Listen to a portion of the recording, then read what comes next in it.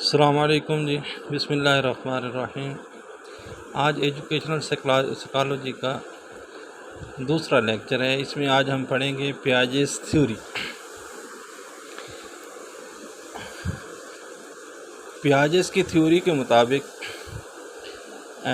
جیسے جیسے بچے کی ایج بڑھتی جاتی ہے، تھنکنگ پروسیس یا لرننگ پروسیس خود بخود ڈیولپ ہوتا جاتا ہے۔ یعنی پیاجے کے مطابق ایج کا امپورٹنٹ رول ہے لرننگ پروسیس کے لیے۔ ایکٹیویٹی کا لرننگ پروسیس کے لیے امپورٹنٹ رول نہیں ہے۔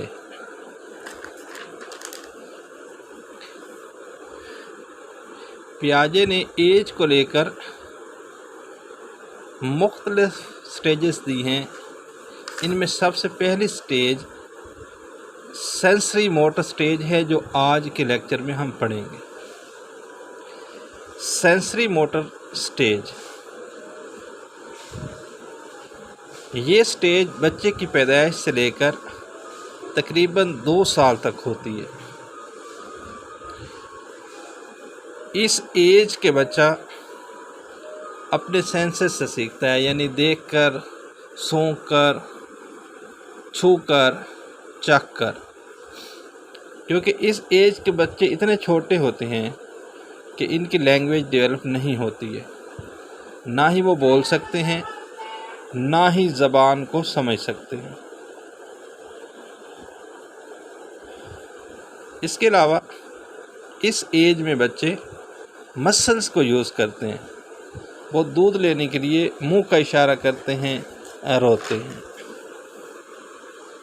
اس ایج میں جب بچہ ایک خاص ٹائم کو پہنچتا ہے تو اگر ہم اس کی ہتھیلی پر اپنی انگلی رکھیں تو بچہ فوراً اپنی مٹھی کو بند کر لیتا ہے۔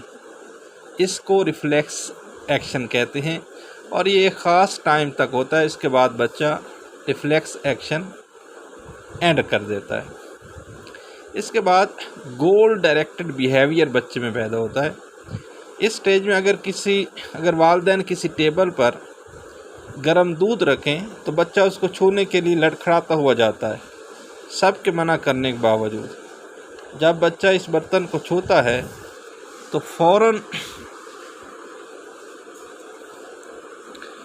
اپنے ہاتھ کو پیچھے کر لیتا ہے، یعنی ٹچ کرنے کے بعد